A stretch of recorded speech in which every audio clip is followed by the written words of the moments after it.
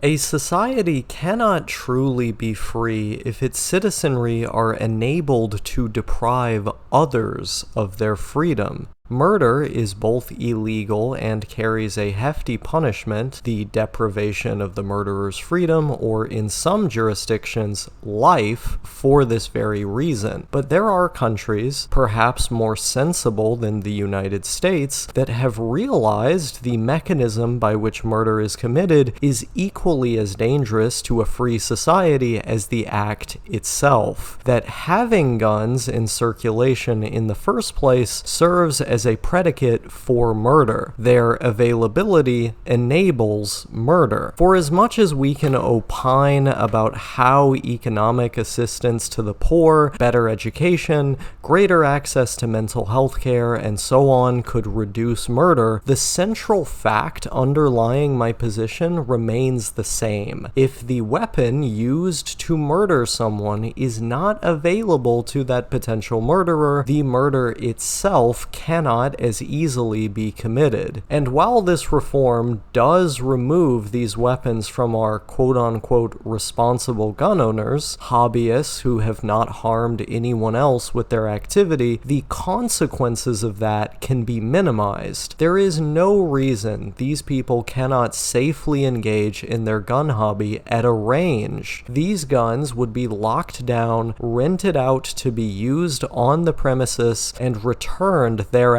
Society becomes safer with fewer people deprived of their right to life, gun hobbyists continue their hobbyism, and life goes on. The actual sacrifice involved is minimal, especially when compared to the sheer amount of lives saved by removing these deadly weapons from circulation. Additionally, the police, an institution our most ardent gun rights advocates are generally skeptical of, could simply be disarmed. After all, if there are no arms on the street, what reason would an officer have to use theirs? And this is exactly what we've seen in countries like Australia that have enacted this reform. Police brutality goes down because they have fewer tools to enable them to be brutal. Drug prohibition, by any objective measure, is one of the most colossal failures of policymaking mankind has ever envisioned. At the same time, enforcement has increased, billions of dollars have been lost. Use and abuse have gone up, cartels have become more violent, deforestation fueled by that violent drug trade has increased, millions of people have been displaced, fleeing violence, and all the while our society has become less safe. By locking drug users behind bars, we not only bar them from current and future employment opportunities, we also surround them with career criminals. My father went to prison for drug possession. He left prison having learned how to commit far more heinous crimes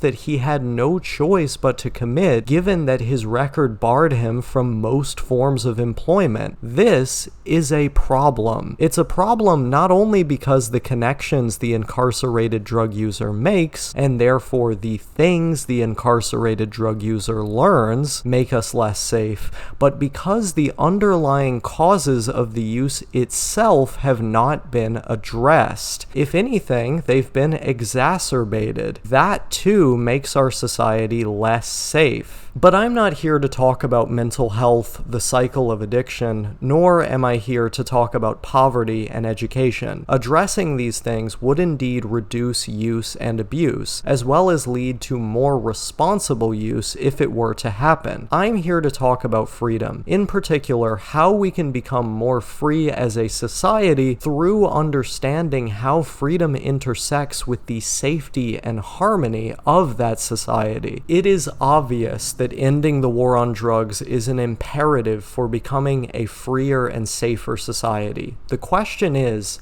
how? Recently, Portugal has come under fire for its decriminalization of all drugs, a program that massively reduced HIV transmissions, reduced overdoses, and got people into treatment. Since 2020, overdoses in that country have slightly risen, likely driven by the tens of millions of euros cut from Portugal's addiction services. It is no surprise that overdoses rise when fewer people are in treatment or have access to services. It is also no surprise that their overdose rates would follow the trend we've seen across the entire world for the last 3 years. This negative coverage has been, in no small part, driven by American journalists, drawing comparisons to decriminalization efforts in certain coastal cities, places where access to services is poor and health coverage anemic, places where police do not arrest you for publicly consuming drugs, a problem that exists in Portugal as well, but we'll get to that later. But Portugal is not the country that we should be focusing on. There is but another European country that decriminalized drugs. It also happened to legalize marijuana and psilocybin in the 1970s. Unlike its debt-ridden, austerity-riddled counterpart, there are not displays of public injections, walls of tents,